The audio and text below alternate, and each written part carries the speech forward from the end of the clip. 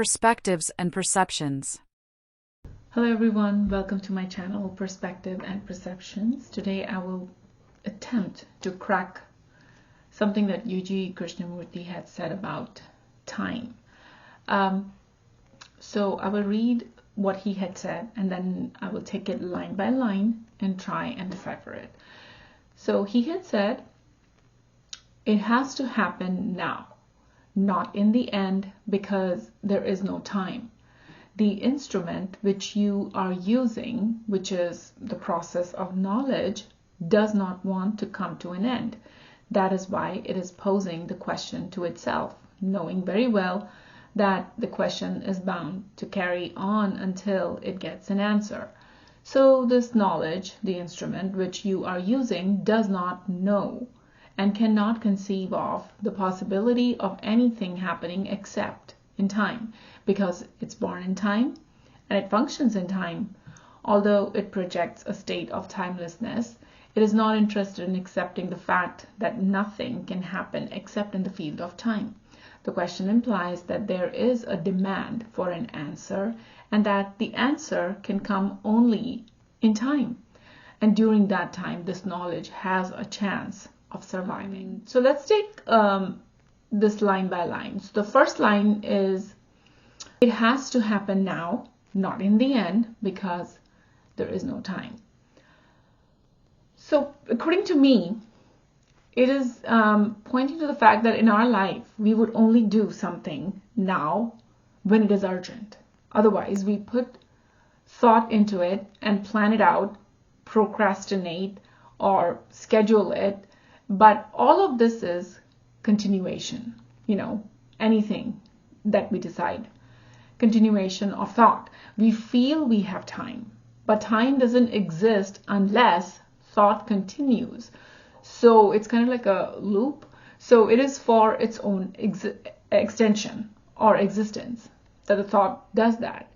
So the next line is, the instrument which you are using, which is the process of knowledge, does not want to come to an end.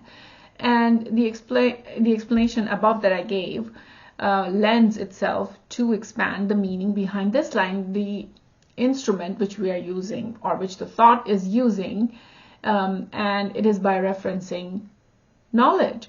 And so if we get the answers by doing what we want to do and bring up our search to an end, it will be the end of you. And you is born out of thought. And the thought doesn't want to end. And the next line is, that is why it is posing the question to itself, knowing very well that the question is bound to carry on until it gets an answer.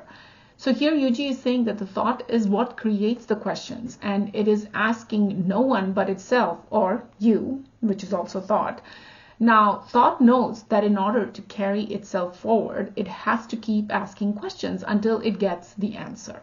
But as he said earlier, as Yuji said earlier, it doesn't want the answer but to continue this facade, because that is the only way it will survive or be alive. And the next line is, so this knowledge, the instrument which you are using, does not know and cannot conceive of the possibility of anything happening except in time, because it's born in time and it functions in time. So we just deciphered the previous line, and it ended with that the thought wanting to be alive, and to measure its continuity, time is essential, therefore, to say that it is progressing, because time is the inevitable progress. So this knowledge, which is the instrument thought is using to validate its presence, cannot conceive anything except in time, because time is what says that it is alive and ongoing. It is within time, from time, and cannot function outside of time. And so time is its existence.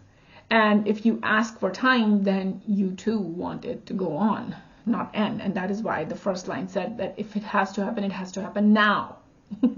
So the next line is, although it projects a state of timelessness. Now it projects the state of timelessness. It is not interested in accepting the fact that nothing can happen except in the field of time. So here what's happening is, now thought projects the state of timeless existence. That search is also to continue the process of seeking. even though it is projecting that there is something where there is no time, it is also to continue the process of seeking. Although to experience anything, it has to be in the frame of time. That is the only way to measure it, record it, and reflect on it to say that it happened. The state of timelessness. But then that's time. If you are measuring it, reflecting on it, you need time for all that. So it reminds me that Yuji had also said that Buddha, Krishna, Christ, etc., all their consciousness that they were talking about were all within the sphere of thought, because they were sharing experiences or their awareness. And so even that was within the field of time. And so even though thought projects the state of timelessness, it is not going to accept that it is interested in its continuity and not the end. It always is looking for the end. It always is looking for the answer, but it is not interested in all that. The only thing that it's interested in is to keep going. It will keep raising questions and your curiosity about the implausible and the non-existent things just so it can feel alive. And the last line is, the question implies that there is a demand for an answer and that the answer can come only in time. And during that time, this knowledge has a chance of surviving. That is exactly what I said earlier, that thought is not interested in answers, but demanding it. Nonetheless, because the answers can only come in the realm of time, and knowledge will only survive as long as it gets to memorize and validate itself by probing it for answers. So it has to keep asking questions. So in conclusion, I think I can just say that it is a vicious loop. Thought realizes it is dead, but it has the power to question and memorize, storing it as knowledge. That knowledge continues the endless process of questioning by extending time. Well, thank you for listening. This is PB Flower signing off. Until next time.